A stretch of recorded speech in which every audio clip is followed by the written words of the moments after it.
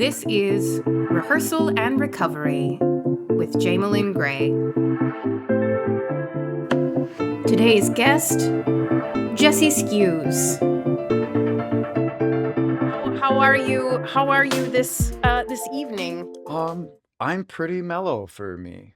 I put myself in a nice, relaxing headspace before coming here Did you? because, preparing for long, intricate conversations. So I'm as laid back as can be because sometimes inside of me, I'm not so laid back. So, I am also of that ilk. But thank you so much for making time for this discussion in your life and being open to this discussion, first of all, because I know that talking about recovery can still carry some weight in society and things like that. And we had a nice conversation a few weeks back about just what it's like to be in recovery and how people some people approach that and things, and that it can be a challenge sometimes. So I just thank you for being open. I thank you right back because it's kind of kismety. The universe kind of just opened this up because had this been even just a year ago, I don't think I would have been ready for this. Mm-mm, In a lot of ways, mm-mm. as both like with self-discovery and just years absent from alcohol and hard drugs. So those two things together uh, kind of brought me to a point where I'm kind of ready to like share, you know, Yeah, and I think it's important, and I can kind of share from a position. I'm going to be trying to use like a lot of I statements, which is important. Something I've learned throughout like therapy and in recovery is like those I statements are important because I'm not trying to project or make anyone else feel like they're like doing something wrong. So, right on. but also just experience wise, I want to be able to bring and share from a position of knowledge as opposed to like super early recovery, which is a very confusing time. Yeah, yeah. Um, we should give people a little backstory here. So Yeah. just how we know each other. Yes. First of all, you were so super awesome as a part of the understudy cast for Bug that we just did this past spring at the Constructivists, and you understudied Jolino in the role of Peter. I sure did. Yeah. And oh my gosh, you guys, it is the show of shows to understudy. It is like what an amazing feat that was. I'm spoiled in that way too, like to kind of, well, once again, that is a big, heavy piece of work, and just to be a part of that and go through that process. And Because sort of, I guess, in sort of the timeline of your lifetime, you're sort of newer to the whole theatrical production process. absolutely, as far as like acting and strict plays Yeah. and that process, I'm very new. We're talking just under 2 years technically. Yeah. Um, where All My Sons last summer was my first taste of that. Um, Over at Schmitz and over at Giggles. Schmitz and Giggles, they got something coming up. We'll get to that at the end. We'll get But to um, in that way, as far as the actor lens and performing, even though like deep down inside somewhere my whole life that's been there, um, it's just the way things unfolded Sure. recently. So, but I am much as far as the technical side and being a part of those processes and experiences, I am very new in that way. Sure. But on the whole of your life, you are an artist person. That Oh, that is part absolutely. of your being, of who you are. It's just you've hit sort of these different motifs of what art at what time you're doing, and this is just sort of the latest iteration, would you say? I wouldn't even, yeah, latest in slash like to like not even bury the lead and just get existential right away. Like on my life path, like once I did All My Sons, I had this thing in the post show come down with post show mortem's like a real thing. Yeah. Um, but one of the mantras I took with me was like, there's no going back. There's no going back. And what I meant by that was, there was times just even years before this where I was bartending, working multiple jobs, just kind of doing the I not really a 9 to 5, but the version of 9 to 5 that existed in my circumstances, just kind of going through the motions, not really feeding parts of myself that needed to be fed. And even though I've been doing improv for 4 or 5 years, and doing Right. shows and classes like that, that's kind of like the start of it. The Right. no going back just means like this is something that I'm going to continue to feed, is acting slash performing in general. Uh, Nice. yeah. So I'm once again newer to like the nitty gritty of the productions, how things work and the technical part, but I've been an artist and a creative soul my whole life. Yeah. And it's just starting to blossom more in my, what I hope isn't even the second half of my life yet. We're getting there. So Yeah, because I do think that that's an interesting path, just the improv into perform. I think that gives you a really great base for how to approach the the straight play art on the whole. I think because in improv you have to be so willing to be game Mhm. that I think it just I can see how that might help your brain say yes all the time in the rehearsal process for like a straight play. Yes, say yes, and actually just that whole idea, especially early on in improv, some things that a lot of early entry level classes about just like just follow your feet is Mm-mm. like a phrase meaning like if you got an idea, get out there on stage, follow your feet. Like you can extrapolate that to almost all endeavors, like follow your feet, go to that audition. Like I heard about the bug audition from a few people, and I was really kind of like, well, should I audition because I have little actual tangible stage experience, but I know I have creativity and talent that I want to get out there. And so just follow your feet into the audition, follow your feet and learn.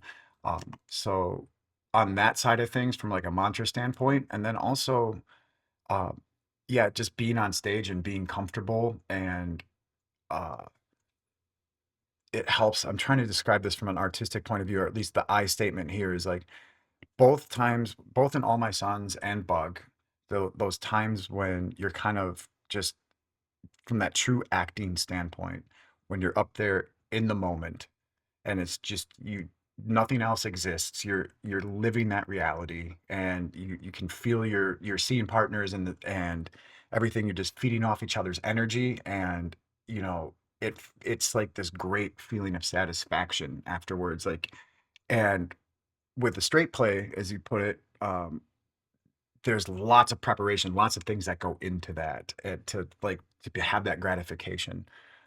And so like I feel that's like a big heavy dose during like a run of a show or things like that. Whereas in improv, it just comes in small little doses. It's like Sure. you'll be doing it for a couple years and finally you'll have that moment on stage where everything just makes sense and the audience is laughing and you're just like very connected and you're not trying to plan anything. You're just living in that moment. So they're very much connected in that way as far as just conveying emotion, be able to connect with people. Yeah. If that makes sense. Yeah. No, that's very cool. But I would something about what you said just made me think about how like every night of rehearsal is like an improv. It can be like in some ways. I don't know. The process of a play is much more disciplined in a way. Fair enough. Yeah. There it's much more disciplined and regimented in that way. I guess like the thesis statement I was getting at there is just like, but follow your feet and always be game, like you said. Um, yeah, I don't know what else to say about that. I Okay. don't know if we'll end up cutting that little tidbit out. So, No, I do not um, cut things. oh, okay. We just go with it. Yep. Um, Um So can you talk about though just a little bit about your youth as it is and maybe how you first got into art in the first place? Like yes. what does that path look like? Like Oh where my like when you were goodness. a kid, like where did you go like I love this art thing? A couple areas. Yeah. So I'll try not to get too tangential and like that long pathway, like the eras, like, the lore, Forrest Gump, like backstories. But I'll put myself in like the times of childhood that I start having those memories of. So I was born in Racine. Okay. And my parents at the time, they met through the Racine Theater Guild, and Uh-huh. and also did Racine Comedy Sports back in the day when it was around. So they did both. So yeah, so they were very much like actors and artists Okay. in their own right. So I grew up around a lot of, at least in early childhood, a lot of those like-minded people, like all their family friends and the people like even our neighbors were all involved in like, theater and art in some way, shape, or form. Um, to include like there was a neighbor across the street. He was a mailman. His name was Butch, and he was awesome. He played guitar, and he would play guitar for the block a lot, and it made me kind of yeah. I feel He's like a there's a character. play there somewhere. He's a The character like mailman Butch who played who played guitar. guitar. Okay. He's a righteous person, a righteous soul. It's been a while, but the reason I mention him is because not only did I grow up in that environment, like when he would play guitar, I very much gravitated towards Oh, that. Like, oh, that's I want to cool. do that. So like I would have to say music was definitely one of my first like kind of epiphanies as far as like this is what it's all about. And because of that, so like cut to kind of when I was like 10 or 11 years old, around that time frame, we decided to move to Burlington. Not when I say Well, I we, was like, that when I is say not. we, look at that. But yeah, I got moved to You got Burlington. moved to Um, Burlington. and so a lot of things shifted at that time. I had been enamored with playing guitar. Um, and to also boot, like I had also been enamored with the fact that like my dad did some commercials and my mom was in comedy, sports, and plays. Like I very much like this is like I want to do that too type thing. Uh, and for lack of a better terms, a lot of that kind of got quashed in Oh. Burlington. And this is an I statement, like just conformity and uh, imposter syndrome and dealing with just me. Uh, Not knowing myself as much, just moving to Burlington, I got very lonely at first and wasn't really great at making friends. Um, and the reason I mention How old this, were you at the time? 11, like Oh, middle no. school to boot, like, Oh, um, no. and I moved during middle school too. It is the absolute worst. yeah, It is the worst. Worst. it's not great. And also to go from like a more of a city environment where you're I was just gonna say just that. integrated around a lot more diversity in general and to have like being around more artistic free thinking people in Yeah. general, and this isn't a knock on like No, no, no, Burlington no, or no, no, no. anything, like I'm like I have my own fond memories of that, but I'm just context for that was I that's when I really got into guitar. It's like 11 or 12. I'm like, I'm just going to learn this kind of on my own, like doing tabs on the internet, things like that, because I'd spend a lot of time in my room, and just, I You had the like internet when you were 11? dial up. Really? That would have been like 1996-ish, Yeah, I right around didn't that use the time. internet until Um, after I graduated high school. okay. Well, you're, I'm not that much older than you. yeah. I guess like I might have been 12 by the time did tabs and stuff. Like early, there was books you could get at like a music store. But Granted, I was in Manitowoc. um, You're in a little bit more populated, I think, yeah, I area. guess also at the time, like we had internet, like like we're dial-up internet or whatever. I know that that's not like everyone didn't have that at the time. Kind of like I wouldn't call it privilege, but we just had internet. Um, Yeah, but I just distinctly that's so remember strange to me. printing out like the Sure. tabs from like e court. Like there's a lot of sites Sure. back in the day. Um, but that's all boring stuff. The thing was, I used I to, think it's interesting. and I Sorry. gravitated towards music a lot. Because not only that, like just listening to music would calm me down. Like even in Racine, my sister and I, we used to sneak little like the BMI 12 CDs for a penny. We used to like fill Yeah. those out and get them, and my parents would Yeah. be like, "What the hell?" But I was like, like one of my first couple like CDs was like Sublime and Green Day's Dookie, Yep. like not fit for children, but I just Yep. had to like sneak it. So it always gave me comfort, and that led to me like playing guitar and really bonding with people who were like lyricists and poets in their own right, and Sure. always kind of been an old soul with music Sure. in general. Um, so that would have been like my big artistry Okay. standpoint, like writing songs and things like that. I'm always like wanted to learn how to draw. And once again, um, if should I just keep going kind of through the timeline Yeah, here? sure. Go through the timeline. Yeah. Because then high school hit and I always like wanted to be in the plays, Okay. and wanted to do that stuff, like that feeling inside of me. And like, and I'd see whether it was like drama or comedy. I used to watch like old Monty Python skits, and they had this thing called forensics in high school where someone like, I saw like some of the seniors do a Monty Python skit, and I'm like, oh, I want to do that. I've always wanted to do it. Yes, it was probably group interpretation or something like that. Yeah. Yeah. But and this is like that I statement, there was a lot of circumstances involved, society and upbringing and friends, but I just kind of conformed. Hmm. So like I kind of pushed myself and was pushed into more like sports and much more masculine, the idea of like how you should raise a boy and a man Sure. type stuff, like, and kind of developed a complex in a way because like I was okay at sports. I wasn't objectively bad, but I wasn't great. And I Yeah. never like felt there was times where I made friendships, but I didn't just the overall sense of belonging. And like it just didn't feel like it was me. Like I was forcing myself to kind of do this to conform a little bit. So a lot of that like didn't get fed, like my artistry didn't get fed as much as it could have Sure. in middle school, high school era.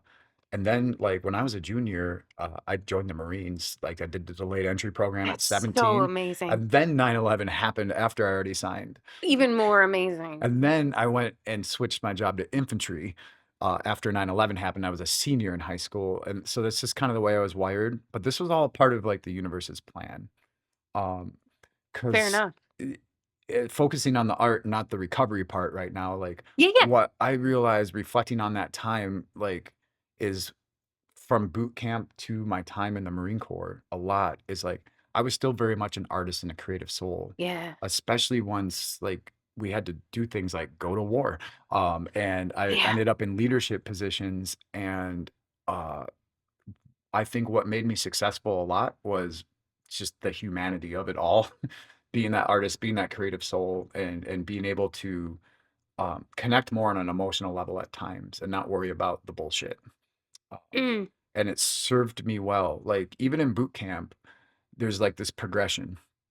Uh, Early on, I was a squad leader, whatever. I'm just like a typical looking American boy. So people want to say, you should be in charge of something.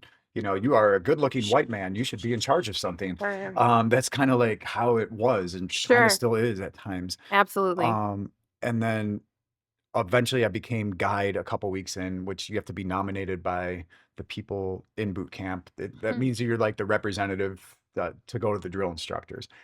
And But that's, you're nominated by your peers? yeah, Okay. essentially they're like, who's the next guide? And they go through guides like crazy until they find one. It's a big, I wouldn't call it a game, but it's just the leadership thing. But once again, I'm saying that didn't feel right. Like I was okay at these jobs, but it just didn't feel like me. Sure. And where I ended up kind of finding my pocket to get through like what is literally Marine Corps boot camp, which can be very intense if you've never heard of it. Um, Yeah. yeah, was like that artist and creative in me. I had like this encyclopedia like knowledge of music because I Mm-mm. loved it so much throughout my whole life. And the drill instructors got a kick out of the fact that I could like kind of recite songs and like I was an okay singer. So like they made me into a jukebox. Like literally if they were punishing other recruits doing push-ups, doing all the physical stuff, like they'd tell me to turn on the jukebox and I'd go stand in the corner at attention and they'd be like, I want to hear Metallica, Fade to Black, boom. And I'd just start like singing the song and I want to hear that. And like, so like, not only was that also like in a weird way, like improv and music coming together in Marine Corps boot camp, like what made me successful and what helped me deal with a lot of the, um, stress, I guess you could call it, outside of like bonding with people was the fact that like I was able to entertain. So I wasn't the subject of like physical stress and things like that. I was there without even just naturally fell into that role of like entertaining, if that makes Wow. sense. Yeah.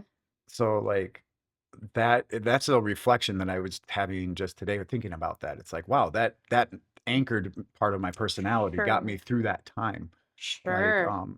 and even cut to like years later, the Marines that I keep in touch with or whatever, they were always fond of times when like I'd have a guitar and played around the barracks and stuff. And like so like I was there in those circumstances, but still in this weird way glad that that light didn't completely die out because it's what served me is what I was kind of getting at with the Yeah. military. Uh, and I'm trying to think of what else without getting too deep into that stuff. But yeah, the art was always there, and the Yeah. performer in me was always Yeah. there. And life is just one of those things, you know. I'm a very shy person at times too, and I've dealt with stuff. However, in the Marine Corps, one of my best friends to this day, his name's Tyson Leomo. I don't know if you black out names on here, it'd be good. He was our Navy corpsman. And so Navy corpsmen, for context, they join the Navy, right? And then some of them, like when they're going through training, say, okay, you're gonna go get attached to the Marine Corps because Marine Corps don't have medics. So they're like our medics. So here's like a guy who like joined the Navy and now is in the Marine Corps infantry. Because Navy corpsmen who like were attached, they're in Marine Corps infantry in my book. They do everything we had to do. They lived with us. They're Marines, you know. Wow. Um, but he became one of my close friends because he was another kind of like artist at heart, you know. Okay. And he's also like kind of one of my like universal spirit guides. Because what I'm getting at here is he got out of the Navy before I got out of the Marine Corps, and he's from San Diego. We used to go down there on like weekends and get away from it all when we literally weren't in Iraq or out in the field. um, and he kind of encouraged me to look into art school after the Marine Corps. Um, and I ended up going to the Art Institute of San Diego for audio Nice. engineering.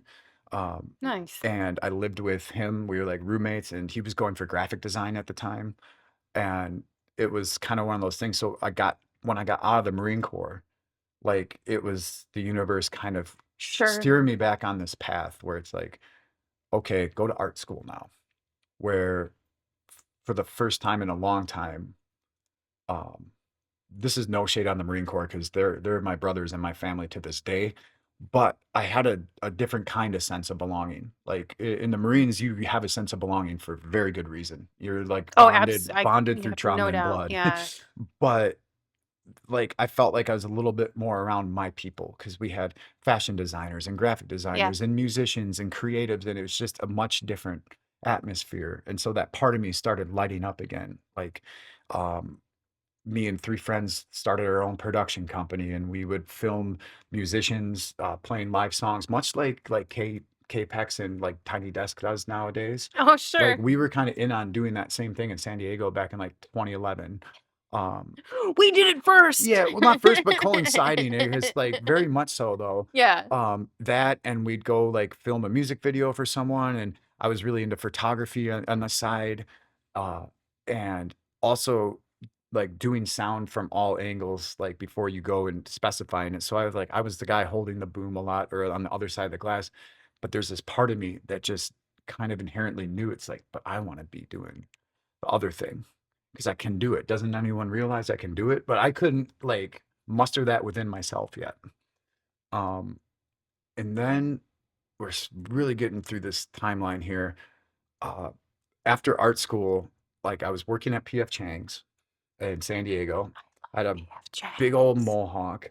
I was that guy like bringing your Mohawks are soup. also cool. Yeah, mohawks were great. Um, and I'll have another one again soon, one of these days. Okay. Um, and I had an internship to go up to LA and work in post-production sound.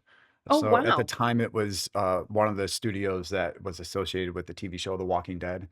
Oh, So wow. like doing underscores and just editing basic, you know, to work your way up in that actual field is a long thing. But that's in my Sure. mind what I was gonna do. I wanted to like compose, do post-production sound and things like that. Nice. Um, Life had other things in mind. Okay.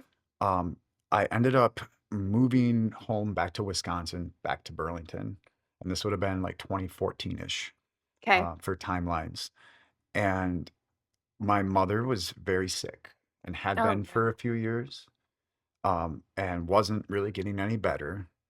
And it was just kind of one of those things you that happens. Like it's time for the family to kind of figure this out. And I moved home, and that started a different like kind of era of my life in a way, um, because and there's no point in like getting emotional. I've processed a lot of this and I'm trying to like give you a very matter of fact timeline right now. Sure. If you want to dive in later, but like due to the nature of her illness and the way things went down, it took her a few years before she finally passed, and it was Mm-mm. 24/7 caretaking Mm. and see, it knows. Ah, Things like that.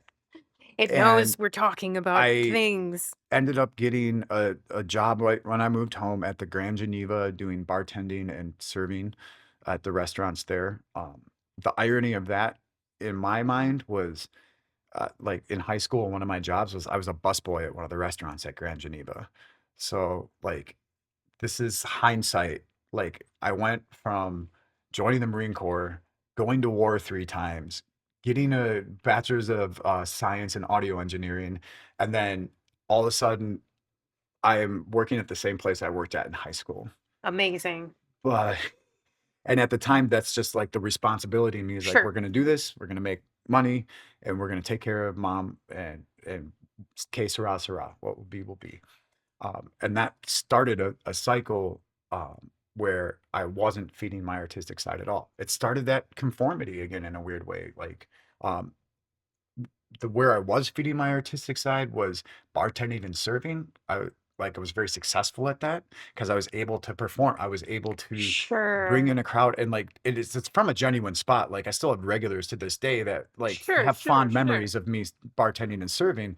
And so like I don't regret that. I will say a lot Um of artists do that work, and a lot of times similarly for me, you do feel like you are fulfilling some sort of artistic or yeah, performative side of yourself. but a lot of times outside from the few of the like regulars, like you're just kind of like giving your energy Yeah. to a lot of people, and then the lifestyle that comes with it, which we can get into when it comes to more of the but from the artistic standpoint was like during that time, like I kind of stopped doing music. I kind of stopped like writing poems and journaling and stuff I used to do, and like just kind of like stopped feeding any of that. All my energy was going into working and family. Um, Sure. and that lasted up until 2018, so about 4 years, and we can dive into the micro timeline there, where I finally got some help. And I went, and because I am a veteran, and VA healthcare is a whole new, it took me like 13 years to get the VA healthcare straightened out, which is a whole nother battle. But I was able to go We can cover that on our VA the podcast. VA podcast. Yeah. Okay. Okay. Yeah, absolutely. Okay. The point, but the benefit to this is, and it's not a point of privilege because I did earn this, but like I went to rehab at the VA, the Milwaukee VA in 2018. All the way back in 2018. Yeah. It was for cocaine, hard drugs, and alcohol, and mental health recovery as well, because that's all part of it. Sure. I haven't even mentioned my physical health in this timeline, which has a lot to do with Sure. it. Um, so cut to 2018, I'm in rehab. Cut back to San Diego. I kind of buried the lead on this.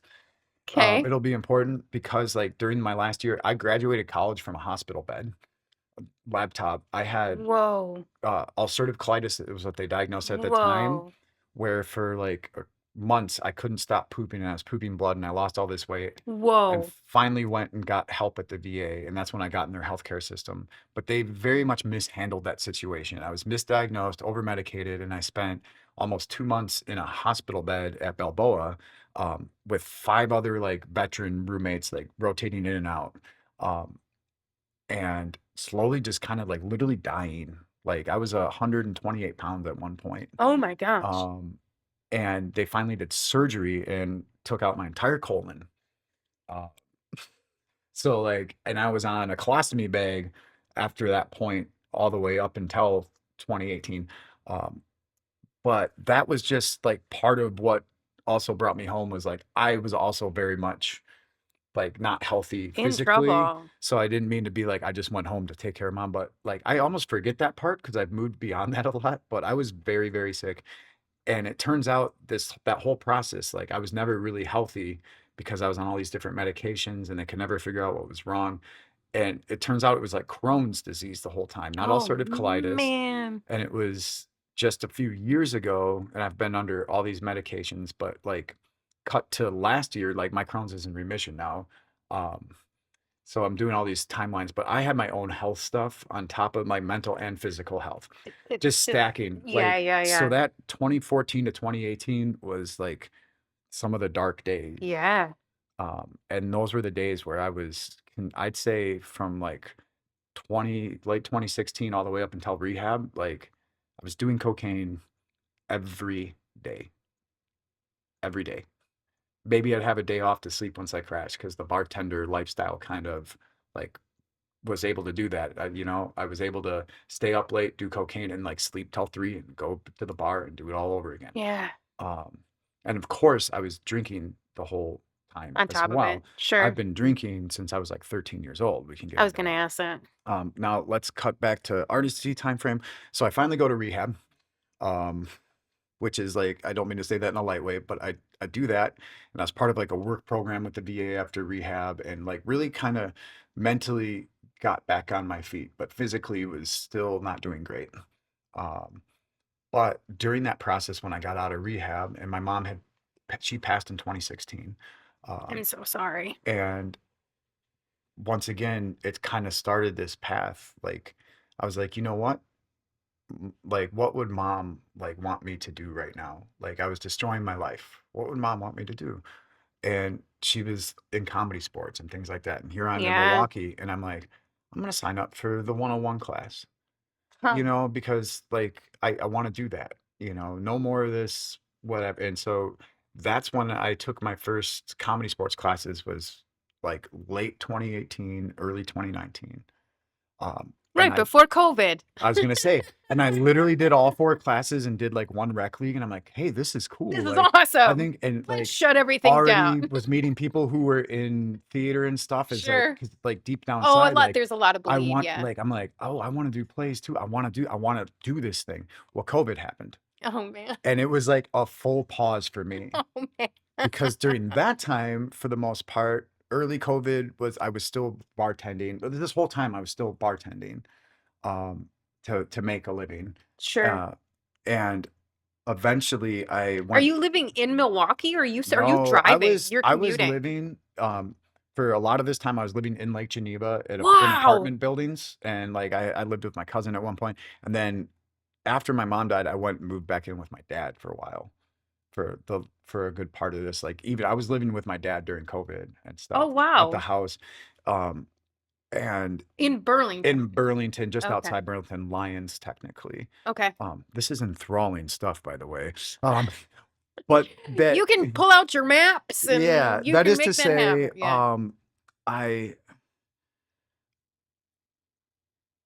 where Sorry, am I? No, I was I trying to didn't think mean where to. we're at here. No, no, no. Um, I didn't mean to. I'm just trying to wrap it's my head so, and around your like, journey and getting to COVID and there we go. Yeah. living with your dad, and you were commuting from Lake Geneva To to take go to classes take classes. because like the drive started there. I was like, that Yeah. internal drive was like, and that's what kept me coming back. And Yeah.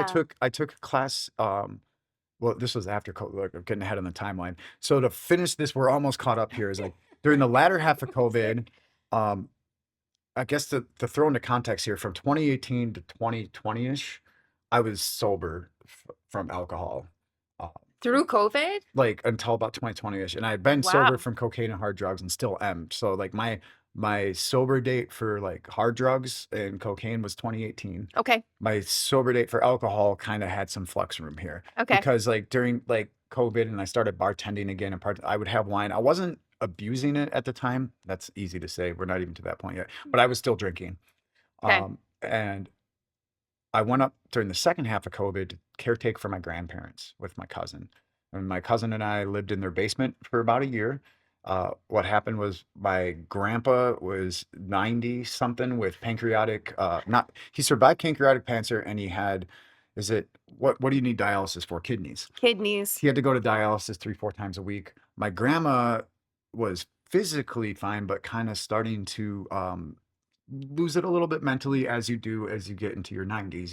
Yeah, So my grandpa was they've lived a mentally life. sharp, but physically not really able to take care of himself. And like my grandma, so they just needed some help. because my family was going to transition them to some form of elder care Long-term closer to care. the family. Sure. So we needed to bridge that gap. And I was in just a circumstance because like I was about to go up there and do that. I had the time. Sure. Um, but this is all just to say like I was completely removed again from like I went doing so like once again it was just kind of a mini period where I wasn't really feeding much of my artistic self. Yeah. Yeah. Yeah. Um, Yeah. but the difference was this time, you know, I had people like let's do some shout outs here, like Betsy Ketchke and Claire Haley were like two of my early friends from comedy sports, and like we kept in touch when I was up at my grandparents, and like eventually when I moved back, it was like, hey, I went and saw Betsy do a comedy sports showcase because same thing, everything was starting back up after COVID. This is like 2020, late 2022-ish. Does that sound Oh, right? yeah. Wisconsin opened a little earlier than other states, um, Well, especially bars, I mean, we did and we'll get Wink into that. in, where is that Um, poster? 2021. yeah, so like late 20, but it was Mm. like 2022-ish, and I saw the comedy sports showcase, and I was like, wait a minute, what? Yes, that again. So I went and retook like level 3 and level 4 at comedy Oh, right sports. on. I did rec league, and it was through there that you met people, and that I heard about this place called Interchange Theater, which used to be a lot of other things, but in my Milwaukee newbie frame, like I just knew it as Interchange, and um, so I went there and auditioned for house teams, and kind of Nice. started the process there. And so now I'm doing the improv kind of thing, Yeah. um, and during this time we're really fast forwarding, like I'm starting to play guitar again, starting to do music, and just like I'm starting to kind of like reconnect with Open up. myself. And I still wasn't living in Milwaukee. I was still You were driving. still driving. Still driving most of the time. In fact, we'll get there because like I was still driving for years. Um, I also took a class at the Rep with my friend Andrew. We took their acting 101. So like I was doing that thing. And Making the rounds. in like just like discovering, and I still do classes and workshops in a lot of areas to this day because I believe that's just you're never too old to stop learning and feeding all these sides. Yeah. um and it was obviously through like comedy sports and improv that I got to kind of meet or in the orbit of Patrick Schmitz of Schmitz and Giggles.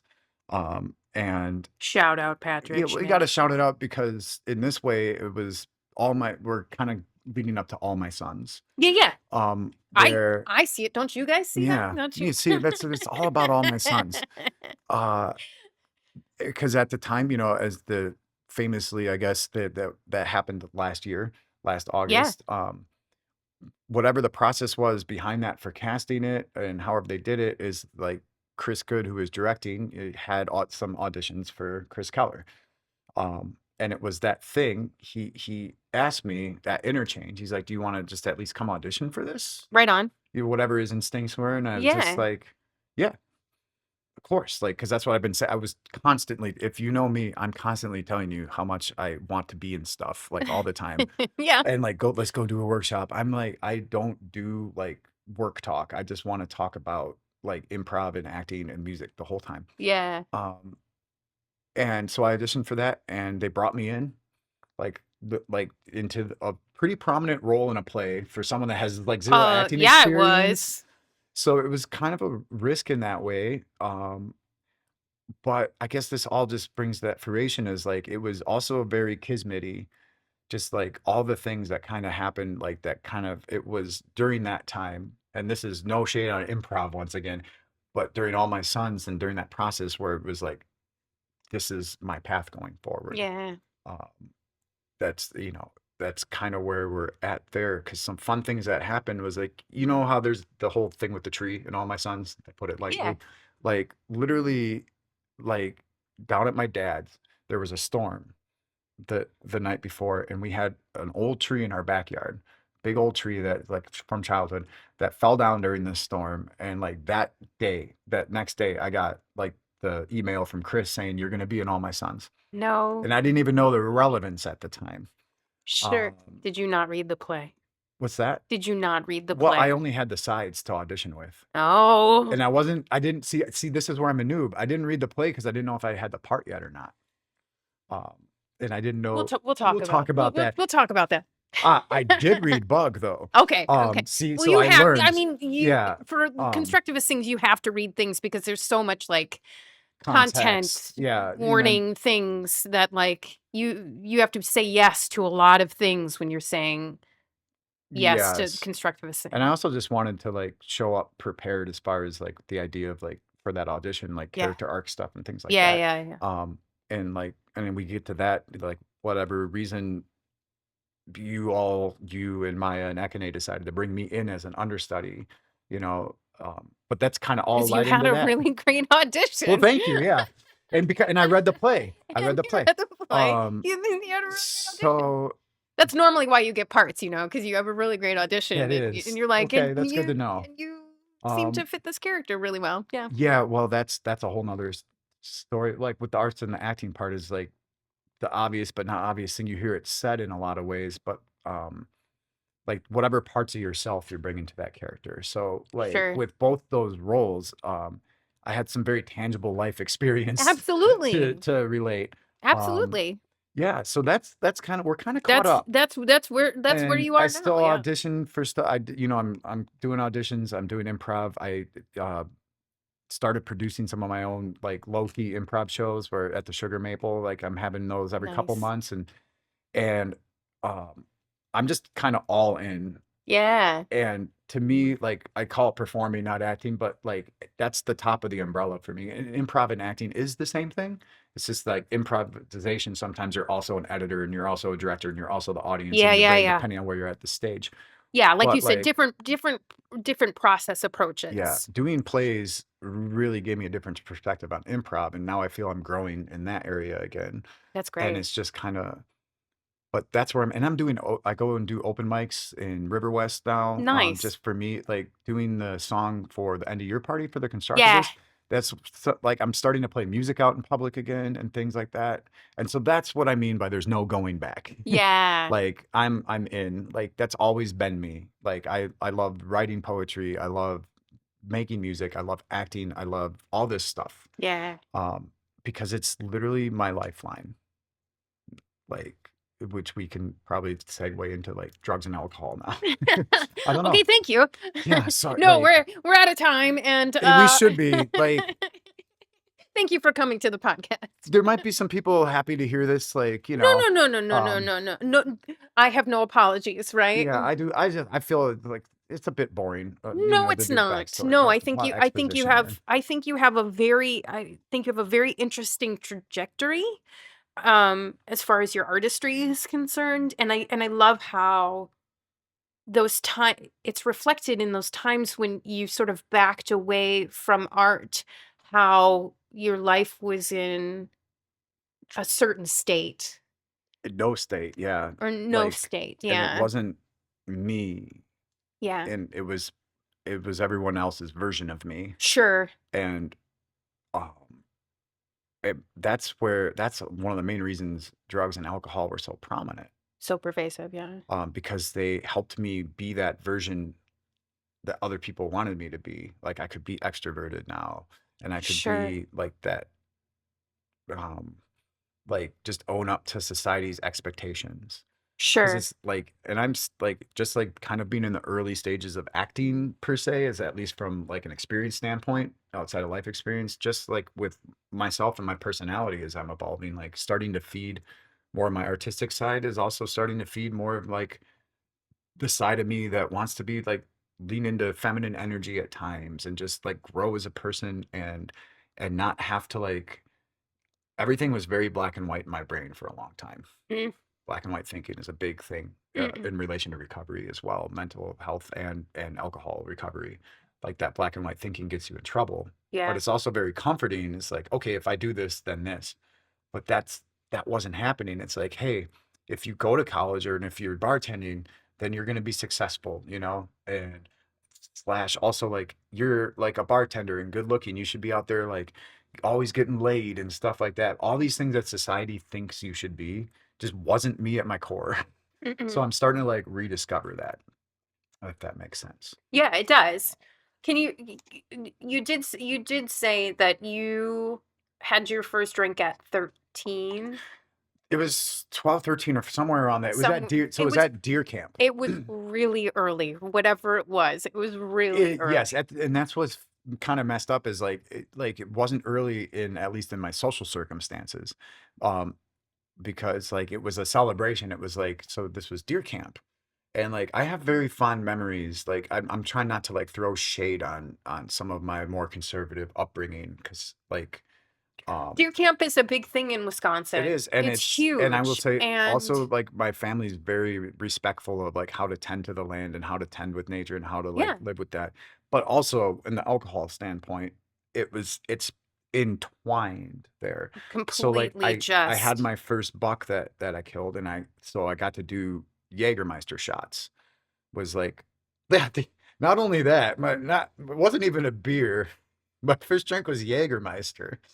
So, that's fun. that's I was some like 13, you know, powerful um, stuff. it is, and that's the thing in our family is like, we do have like I wouldn't say an immunity, but a strong tolerance for alcohol. It's probably genetic, at times.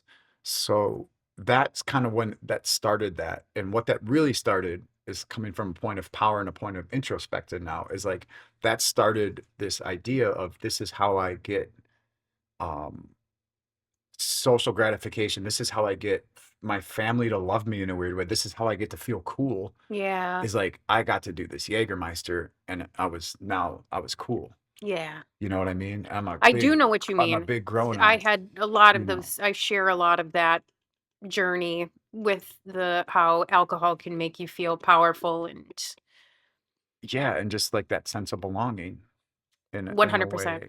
Um and then like in all throughout high school, like I was a busboy at Grand Geneva, like I had said earlier. And where this kind of comes into play is like cooks. I love my back of house people. Cooks are some of the most righteous individuals on this earth. Totally.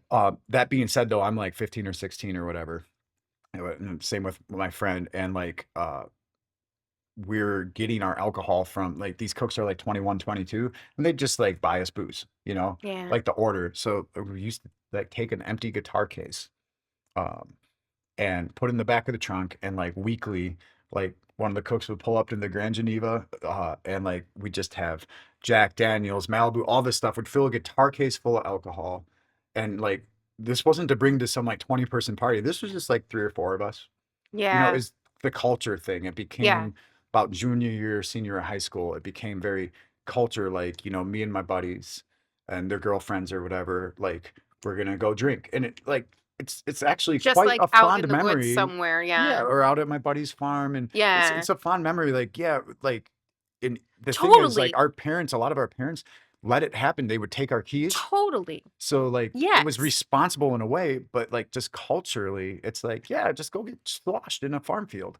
Um, Well, and now the science that we know now about chemicals and how it changes young person's brains and things like that, that's also not helpful, you mm, know? So, yeah, whereas this is very much part of our culture, this is very much part of our growing up and who we are as like Wisconsin people. Wisconsin is Um, a different world. Like, it just in hindsight, and just thinking about my own first interactions with alcohol and what age I was and things like that, and how your brain is still changing as a young mm, person. It's not great. yeah, it's not great, and I think maybe life and the universe helped me out a lot along the way because, like, even post high school in the Marines, there just wasn't as many opportunities to drink consistently, Sure. out on the field, but we'd still like party hard or not party at all type thing, as far as brain chemistry goes. And for context, I never did drugs until I was 26 years old. Not marijuana, not cocaine, no drugs till I was 26 years old.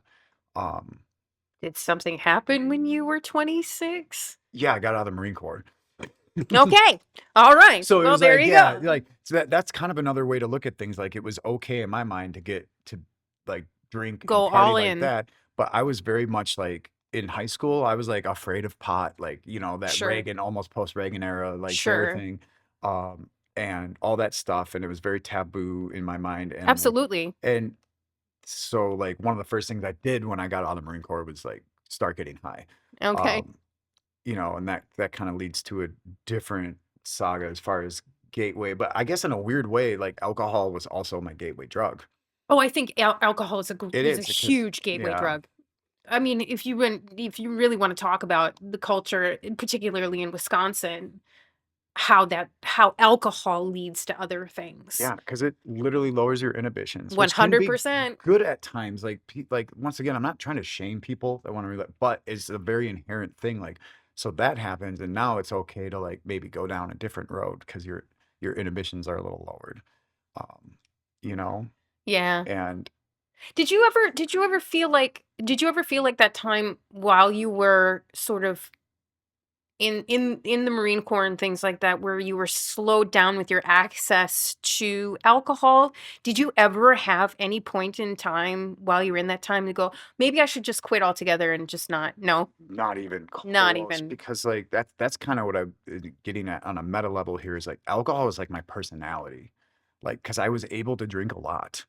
So like I was that person in high school, even like in senior year of high school, that could just like do a bunch of shots and like how does he do that? And like in the Marine Corps, like I was that guy that could just take down a lot of alcohol and still maintain my like my tolerance somehow, you know? Yeah, So like it was this big personality trait I had. It was like a it's superpower part of for you. me. Yeah, Like and so I didn't need to like create. I didn't need to like make music and get and like read plays or like want to be on Saturday Night Live like I did when I was like 6 years old, like that kind of thing. Because I had alcohol. That was the thing. I can especially come back home to Wisconsin. Like, look how much can we drink today? And yeah. once again, I'm not like it's a weird line because I have a lot of fond memories associated with alcohol. Oh, I have tons of Of fun course. memories And like my associated with friends have alcohol. really good Yes. stories about like some of the shit, like when, especially in the Marines, like I'd come home on leave. So I'd have a 2 weeks at home, right? Where with nothing to do. And all my friends were like going to college. And so I go up to Madison and just like crash with them and just be drunk for like a week, Yeah, you know? Um, which was and, super fun. and yeah, and it was at the time. No, it And was.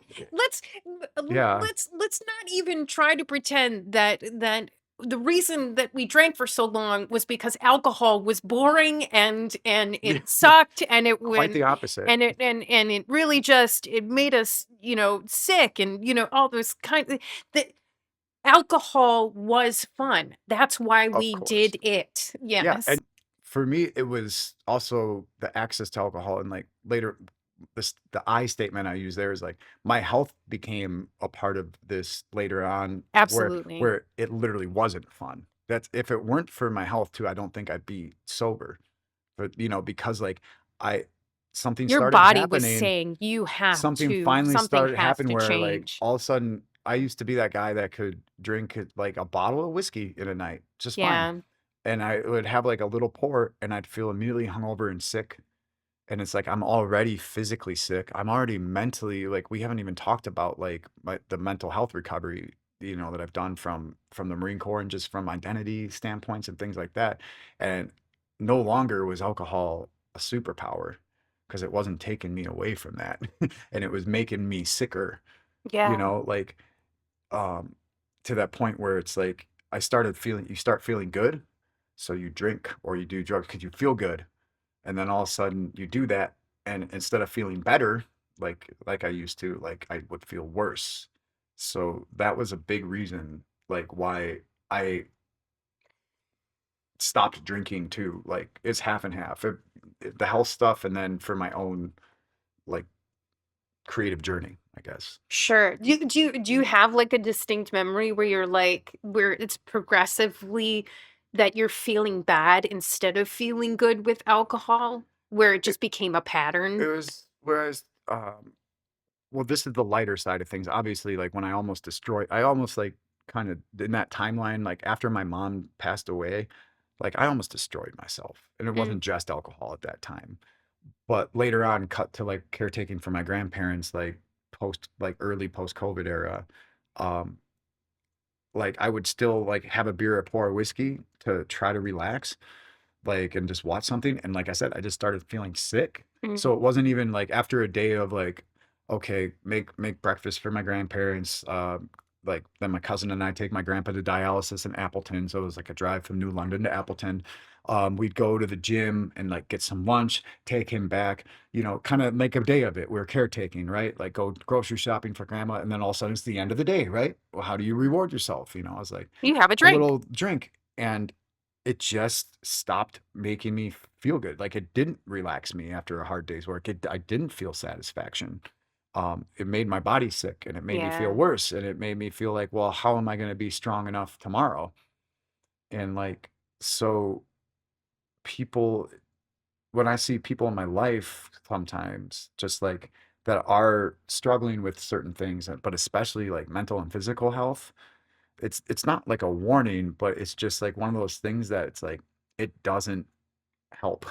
Yeah. you know, it's like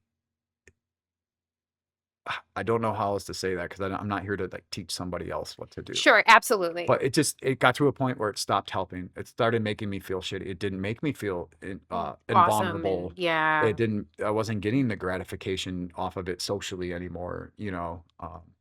And yeah, it was also a very slow process because before I came completely sober from alcohol, the years leading up to that I was a casual drinker. So I went from being a hardcore alcoholic, which once an alcoholic, always an alcoholic, Sure. um, to being a casual drinker. And I like that process was very slow because I stopped feeling that gratification. Sure. Some of this maybe just getting older too. Sure. Um, yeah, that's Do you where do you feel like then that that transition happened of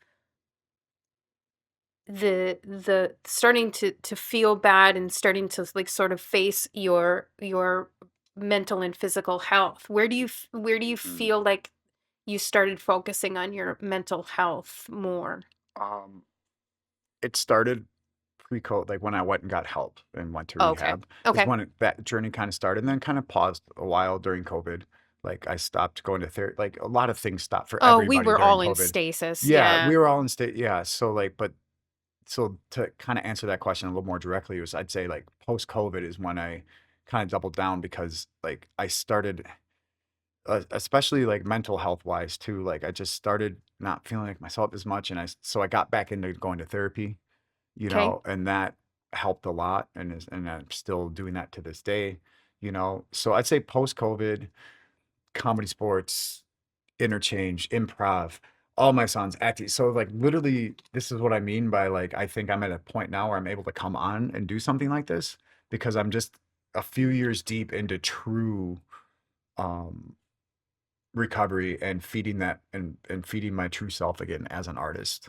Um and I'm still like on the path to like learning my identity as it evolves, but no longer is it rooted in drugs and alcohol, I guess. So that's kind of like my takeaway.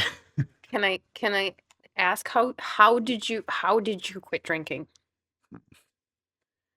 Well, the first time I went to rehab, Okay. so I did not just like lots of group thing. And I don't mind sharing some of this. Let's just say without getting into my multiple like I shared some of the stuff about physical health.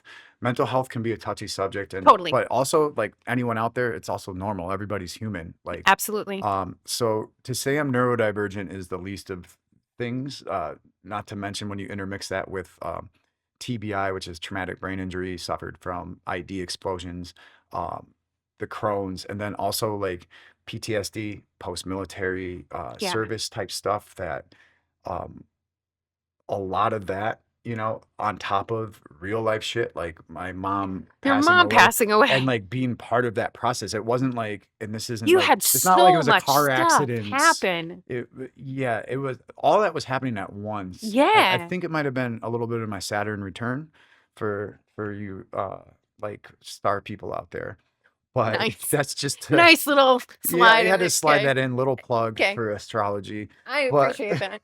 I like it. um, yeah, it was a lot happening at once. Yeah. But so I went to rehab at the VA, the Zablocki VA in Milwaukee, which is one of the best in the country, Nice. honestly. Um, and through that, there was group therapy and like basic stuff too. Like, one of the early rehab, like I made a chess set and painted some stuff and got to work with my hands again and feed the patient artistic side, because like you get really impatient sometimes in recovery. Sure. Because like you're so used to wanting something or getting something or that become, and like with alcohol and drugs, you can just go get that. So when that's not there to get, it's like, what Yeah. do you do? So I did do the 12 steps Did you? and I'm pro 12 steps ish, but I also like very much acknowledge that like especially I think it's actually becoming quite antiquated. Yeah. But they A lot of are people say that. trying to like evolve with the times as far as like not making it such a specific like Christian oriented thing. Totally. Um it I think the 12 steps helped me start the process, but it did Okay. not like get me sober. It was just Okay. part of that. Um, there's nothing wrong with it, is what I'm saying. Is like it's Yeah. like that was part of it. Um, I am pro whatever gets you whatever there. gets you there, and that was like part of the deal with rehab is you go and do the 12 steps, and like you meet. Um, it was part of that healing journey, and And there were group sessions yeah, and well, things like that was the that thing. too. Even in rehab, even in recovery, like I could, whatever you want to call it, like there was meetings that were at the VA campus. So they had like a cocaine anonymous meeting, Okay. which like at the VA on Wednesdays. So if you were in rehab, you could go check out to go to a different building and go to that meeting, but Okay. you still had to take that upon yourself. Like you could have just sat in the cafeteria or sat and played pool in your downtime. So there's a few of us that were like going out there and being like, let's try these meetings. And we went to some AA meetings on like the east side, and because we were able to check out and do that. And so if anything, at the very most, like if you're like, you'll at least meet some like-minded people and realize you're not like alone Yeah. in these struggles. So Yeah. that's like a very positive thing for that. However, it can also be to a creative person, the 12 steps can feel very limiting and uninspired at times. Like, Okay. okay, bro, like, but so there was the 12 steps. But then after that, like I said, when I like got back into bartending and got back into the service industry after all that, like that led to like me relapsing a little bit. Um, and it became this thing of it's kind of coincides with my creative journey. There's no going back. Like at a certain point, like I knew I had taken myself to the edge. I'd taken myself to some very dark places and literally almost like destroyed myself. Yeah.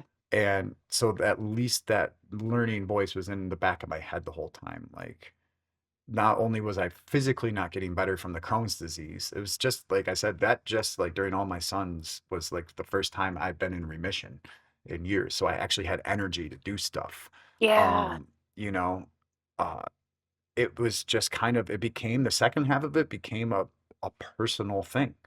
Like I know we talked at the meeting about kind of your experience, so like I want to open that up, but like the real finality to it came from tenacity, to be honest, and within me and like me saying like no, no more of this because like I'm not that person that my personality is not alcohol and drugs and I don't need this right now and it's literally starting to destroy me and kill me um in lots of ways. And so it takes no one but you digging deep down inside to put that final like finality to it. And you know what? I'm not saying there is a finality. I'm very confident that I'll never drink alcohol again in my entire life. I Yeah. can't say that about anything else, Okay. if that makes sense. Sure. Um, but whatever that came from just became this switch for me that I just it's bearing down and just having that personal wherewithal at times. Do you think even with age or anything like that, do you have any idea that you would ever come to a point where you're like, I am done with all of it? Where you could confidently say, I am done with all of it. I'd like to think so. Okay. Especially because of, like, where things are headed now, like, if I'm feeding my true self and I'm acting and I'm performing and I'm making music and I'm writing and I'm out there connecting with people, like, To be your authentic self then and I to don't need to retreat into any of that. yeah. Um, that being said, like, I still the term that you used on the intake survey, like California sober, which is a very fun term for me. Um, and the reason I don't use it as much is because I have immense respect for, like, I have people in my life and people that I met through this process that are truly sober. Like, Yeah. there's people I know that don't even drink caffeine.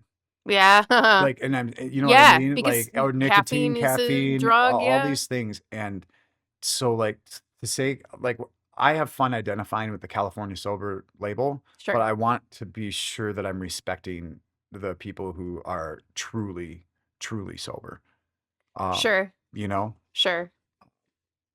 And so to answer your question though, is like, I would hope so down the road that's kind of to age with grace and not have to need any of it. Not have to need any of it. And I think that becomes like more of an age question. Like, who are the people that I'm bringing into my life now?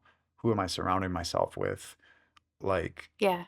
uh, because even though I stopped drinking and I said that's a personal thing to do alone, like, you gotta have people in your life. Yeah. So, Yeah, you do. yeah, here's what's I think interesting about my journey is like, because I don't drink and because I don't do hard drugs now, I am acting and improvising. So I've never got to experience the lifestyle of acting and improvising while being an alcoholic and on hard Sure. drugs, because I wasn't able to Sure. become that until I got rid of that. Sure. And paying respect to that, it's like, so like when I improvise or I'm part of a production, like, I'm not getting high. That's like a line for me. Yeah. However, that is my method of celebration and relaxation afterwards, Sure. that kind of thing. Sure. Um, because if that starts to mix in too much, it becomes the same thing as alcohol. It's like, oh, if I have to get high to like go write a poem, or if I have to Yep. get high to like do this thing. Yep. Once again, not shaming anyone. There's people I Nope. know that that participate in whatever they want, and they're great at performing. Like, but this is an I statement. Yeah, and I think there will be some people who listen to this podcast who, when I call it rehearsal and recovery, because recovery has so many shades, has so, and is such a long game.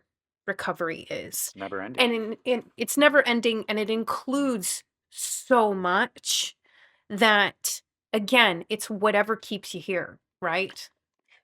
Whatever Because keeps you here. and whatever gets you going, because even so, like, we have an overlap here with like depression. Yeah. Like, when I don't have projects and stuff to feed me, and even then, like, my physical energy is sometimes low, but like, even in winter, especially, like, I Oh, will yeah. sleep so much. Oh, And it's yeah. like, and I don't have the drugs or the alcohol to do that. And sometimes that's where the times where I do probably abuse THC is when I'm deeply depressed and I'm just kind of like And going that's not through. real great either. No, I know it's not. Yeah. And I'm just trying to like be human. Be real about it. Yeah, Yeah. be real No, about and I it. and I appreciate Um, that. because, and I couldn't imagine it'd be 10 times worse with alcohol and cocaine. Um, but it's so real, like that physical. There's just some days where it's just like I can't get out of bed, especially in the winter. If there's not like something to go out and like recharge me. Yeah. Um, Like art. like what, and Yeah. it's got to be that, because it's Yeah. like the minute like you stop feeling like the urge to want to like go do an improv show or go audition for something or like pick up that guitar, like something I've been doing recently. Like, my mantra is, I'll just like, instead of practicing guitar in my apartment, I've just been walking around Milwaukee and like busking. And I don't make a lot of That's great. money, but it's just the idea of like, I'm doing this, or Practicing your I'm art. gonna Yeah. like go and sleep, Yeah. because it's depression is its own thing, because there's so much comfort in the lull, Yeah. is how I would describe it for me. Yeah. Just of kind of just existing. I don't know. And I'm not on any kind of like meds for that, so I can't speak intelligently um, in that Maybe that's department. something you need to talk to your therapist about. Yeah, and I have. Okay. But I guess the meds I guess I am on for it is like conventional, or like the modern day therapy of using um not just talk therapy, but cognitive behavioral therapy, Sure. mindfulness, Sure. um, all these other things. It's just, I guess the only reason I mention that is because I can always present, and I've gotten really good at masking throughout my whole life. This is why a lot of people didn't even know I had a problem with drugs and alcohol when I was going through Sure. it, because I'm so good at masking. Sure. Um, and so I'm just like trying not to mask that part, because I know a lot of people, there are a few people in my life that struggle with this as well. Yeah. And I just want them to know they're not alone. Yeah. Like the days you feel like you literally can't do anything, and it's just like you're full of lead and just not motivated, and the apathy, oh, the apathy is so easy. Yeah. It's just, there's something about it. Bec- and like even when I was free from drugs, alcohol, and not high, it's like there's still times where like I don't take in accomplishments, Yeah. or like I'm busy on the grind. And I guess to kind of share something like personal is like last summer, like one of my improv teams, shout out to Forecast, come see us when we're around. We went to IO Fest, Okay. and that was really cool. Like Yeah. we're going down to Chicago, we're Yeah. an Go. improv Yeah. festival, Yeah. and it was really cool. And this is what I'm getting at by like using an I statement here, is like to be part of this process, to get down, get accepted to the festival, do the show, and like have all this thing, and like still, like for me, for whatever reason, because I was just deeply working through mental health stuff at that time still, Mm-mm. I wasn't able to like appreciate it in a way. Oh, that's the and worst. Yeah. and I just had this weird, it's like I should feel awesome right now. And the Yeah. reason I'm sensitive bringing this up, because I don't want that to be a reflection on my group, my mates, my Sure. teammates, because it's like the opposite. Like Sure. they've been there for me, and like, and also like I do feel accomplished in hindsight, but I'm just trying to be like, what is that? That like you do this awesome thing and then just feel nothing, Yeah. and it's rough. I look at things a lot and think the same thing of like how my depression affects my ability to absorb all the amazing work that has been done. Yeah. Yeah. But I guess, do you feel in the moment that it's absorbed? What I'm like, It takes me a couple weeks. It okay, really it takes me like with bug, it took me a bit well, because you were on to that grind, you had come 3 weeks oh as well. man, to come down off of that and just be like, "Holy crap, did we do a good thing?" Like, Heck yeah. it but I have gotten to a place in my life now where I can say those things. Mm.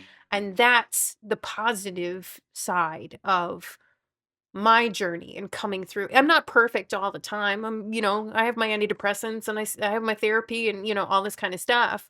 But I still go through those. I'm human. Yeah, I'm human.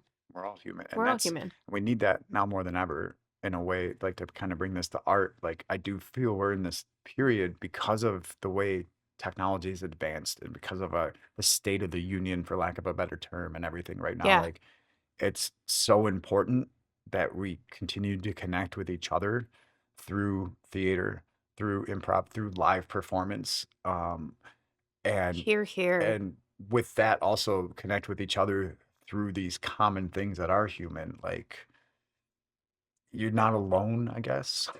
Which is, I 100%. put myself back when I was really going through it. Sometimes that's Yeah. the last thing you want to hear. You don't absorb that. Yeah, um, totally. But but yeah, I hope that that's a that people just get that from this and these conversations as I'm starting this journey with people. I hope that that's something that people get from our conversations is that the recovery journey is very normal and there's a yeah, lot of people who do it and a yeah, lot of people go through it. And we are here for you and we have ears for you to hear you and we've got your back.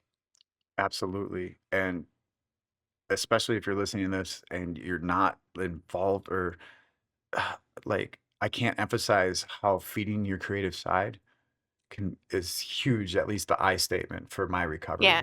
Because like I said, instead of turning to going out to the bar or whatever, I can turn to art. I go to and rehearsal. and yeah, and I go to rehearsal, or I Yeah. like, or that same thing like I tried to describe earlier, like when you're living in the moment on stage and you're doing those good things, that's its own drug. It To is. me, this is an I It statement. is. And so like It is. The adrenaline, the all the of it, adrenaline, yeah. the everything, and then The accomplishment, yeah, and the even pride. and just that indescribable thing, the way I can another experience I've had in my life was the first time I ever actually stood up and rode a wave on a surfboard because it took me a while living Oh out in my California. gosh. But like to sound like the total transcendent hippie that's inside of me, like for that ride, the minute all I was just existing. I was at one. I was living Yeah. in the moment and I nothing. I can't even felt imagine. more pure than ever. Like, and it never happened. Like, I rode some waves since then, but that first time it was just this connection. Like, all is right. Time isn't real. All this stuff. And I didn't have that feeling again until what, like some moments in improv and then All My Sons and Bug both. Like, those feelings of just like something happened. Like, all of a sudden the lights go off, you're off stage, and it's like, what was that? Okay, now I'm back. Where was I? I don't know. I was just existing. And to me, that's like the cure for that all. Like that's why it's its own drug. It's like, how do I do that? Because when that happens, when I feel like that, I don't need anything else. I don't need alcohol. I don't need cocaine, or I don't need marijuana to, all that happened because that wasn't around. So that's kind of like my thesis statement on that. I don't know. I think we're going to leave it at that. Okay. I think that's an excellent visual and clarity of Cool. thought Yeah. to leave that on, Jesse. If you need me to go hours into my backstory, that's why I I feel like it I'm was like kind of we boring barely exposition. we barely like scratched the surface of your like the totality of your journey, and we can talk another time. Totally, we'll have you back, and we'll talk more Yeah, about. maybe something maybe a little more focused. No, Or like I don't don't know. apologize. Don't I'm not. apologize. I'm Don't not apologize. apologizing at all. Don't do Like, it. Don't do it. yeah, that's what I had to say now and in the moment as far as Absolutely. as what that goes. Absolutely. Um, yeah, I just think it's important because there's a lot of people, not just in my life. I just like where we're at right now in society. It just feels like people need to hear that. No, they're not alone. Yeah, Um, I agree with you. and yeah, I don't know how much you're going to share about your journey throughout your journey of the podcast, but I think people hear like enough about my fair enough. journey But and the totality of things. because essentially, long story short, like you kind of cold turkey, bare knuckled going sober from alcohol, I right? did. Well, I did, but I gotta put my little asterisk on it that I like to say the last time I quit drinking was the last time I quit drinking, Yeah. right? There were several times before that where I said to myself, I have to quit drinking, and made attempts and was not successful. So there was probably three or four times before that where I had extended periods, like 2 weeks of time or a month of time, but this was the time that stuck. Yeah. It's just amazing because I think other people need to hear that too. Like, That you can do it. yeah, You can do it. especially all my badasses out there. Go Yeah. be a badass. Ye You're a badass, Jamie Lynn. So, like, it's I been, really needed it. I really needed it. Again, like I said, I will get into it on other another time. podcasts and Yeah. and things, but I was also experiencing some health things. I had heartburn for 3 weeks, and Mhm. all I could think was that my esophagus was gonna explode and things like that, that I was just like, "This is This enough. isn't right. This Yeah. is Like, enough. how far are you I going to have push drank yourself enough in my lifetime. Maybe we just need to stop to now." chill? Yeah. Yeah. Because, like, once again, I didn't I was really never a meet you. drug person. I just Yeah. never Well, was. you're a human person. Yeah. So 100% human DMA. I obviously was like, we covered that. I just wanted to leave on the note of when I walked into Bug and became a part of that and got to like, I just have an immense amount of respect for what the constructivists do. Thank And you. I think I told you this after the party too, and just like what you're putting out there artistically too, as far as just not who not just who's getting a voice, but just the work you do. And so like just kind of know that about you as well, just kind of like confirms like that's admirable. Thank you. Like to come from a position of like you've ended that part of your life and you continue to create and put stuff out there and give people a voice and stuff. I Like stopped drinking and started a theater company. and I stopped drinking and doing drugs and started acting and performing. So I think that's a Yeah, big thing I think that's a that people need to hear. big thing. Yeah. Yeah, yeah, So yeah. absolutely. I've made jokes in the past just because of the kind of work that the constructivists do, that it's down and dirty, and we use blood a lot and all these kinds of things, and I do all of it sober. Yeah. The light in the dark, you know, The like light in the the dark. dark, Find the like light in the dark. I Yeah. love the idea of like catharsis through the dark Yeah. arts as it's put, because not everybody it has like this sunshiny predisposition. And Absolutely. it's like sometimes you got to Some of dig us are down out there there. who need to laugh at the dark things. Yeah, Yeah. absolutely. Yeah. Cool. Thanks, Jesse. Yeah, no problem. I appreciate you taking all this time and just revealing things of yourself and sharing of yourself with people so that they know that they're not alone. Thank you. Yeah. Yeah. I hope like get deeper next time. I don't know. I We'll felt like very we'll dig dry. deeper next time. Yeah. Okay. Yeah, cool. Okay. Cool. Fine. Rehearsal and Recovery is produced by me, Jamelyn Gray, with support from Let's Go Windows and Doors, Get More for Less with Less, and music from Radd X. Please join us every Tuesday as we talk with a new artist about their recovery journey on Rehearsal and Recovery.